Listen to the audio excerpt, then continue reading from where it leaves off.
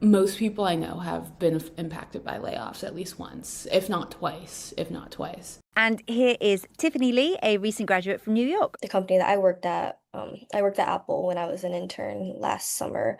They didn't have the headcount for another, like a full-time employee. And there are a lot less new grad opportunities. There used to be more specific new grad programs out there for seniors to apply to. Sometimes I'll feel more motivated and hopeful, especially if I've been interviewing or like I'm in like the later ends of an interview stage. I'll start feeling more hopeful or like imagining myself in this job already. But other times, I'll be like waking up in the middle of the night or like I can't sleep and just thinking about how much longer will I be kind of stuck in this limbo, I guess, between school and, adulthood. So it is a little sad sometimes, but I think it helps that I'm not alone and there are a lot of other people going through the same thing.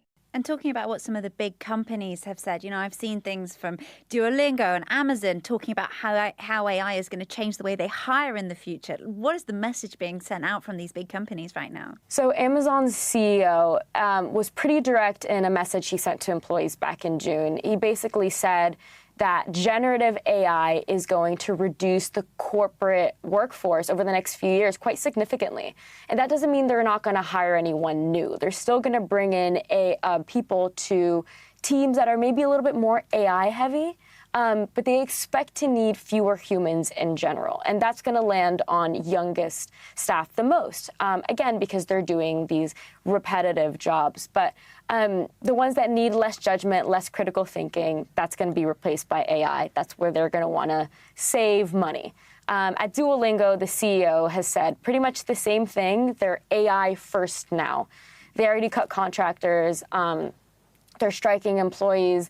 And not only that, but they're actually using AI as part of their evaluation process. So they're looking at how their employees are using AI in their day-to-day to make themselves more efficient. So it's not just enough to do your tasks well. The company now wants you to prove that you're using AI and you're thinking about how to improve the work you're doing with AI tools. So before they approve new hires, managers are also going to have to convince basically the company why AI can't do it and why they need a human. But AI is also changing the application process for people going for these jobs, both in terms of how, like, the computers are now sorting through the CVs, sorting through tapes that people might send in. So actually choosing who might make it to interview, as well as people using AI to be able to write their CVs and applications and making it harder for them to stand out. Yeah, exactly. I mean, basically the job application process, and you'll hear this from a lot of young hires, young people in the workforce, that it is changing. Basically, when you used to apply for a job, people used to be involved pretty quickly. They used to look at your resume. They used to maybe give you a call, skim, your skills. But now for lots of companies, the first reader is an algorithm. It's AI. Resumes are getting scanned by AI for keywords. Some firms are using AI chatbots to ask screening questions.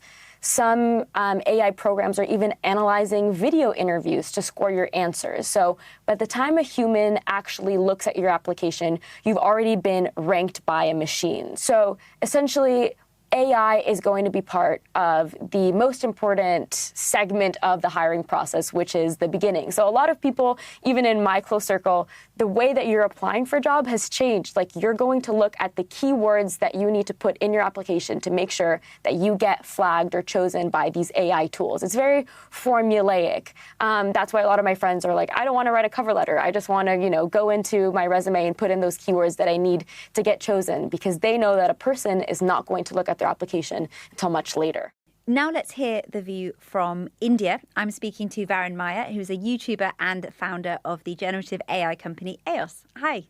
Hi, thank you for inviting me. Yeah, it's great to speak to you. So you're based in India. How is AI affecting people's jobs there, and which are the industries that are most affected? To be very honest, I don't think AI has really affected too many jobs in India, except for a little bit of exposure in software. In India, salaries aren't really, really high. So even if you are using a tool, an AI tool, you'd still want a human being to sort of use that tool and run it, because the person has accountability, the person has context.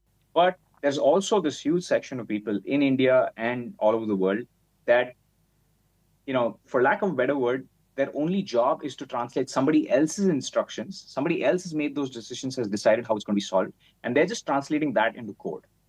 The original use case for a transformer was the technology behind LLMs was for translation. So if you are doing that last piece, somebody else has come up with the idea, somebody else has written the spec, somebody else is telling you this is exactly how you need to solve it, this is the algorithm you need to use, and then you're writing the code for it, then you're in trouble.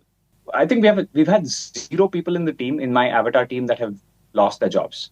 So we've actually had more work and a larger team. In fact, the average creator at about 2 million followers across Instagram, YouTube would have a team of about 10, 12 people.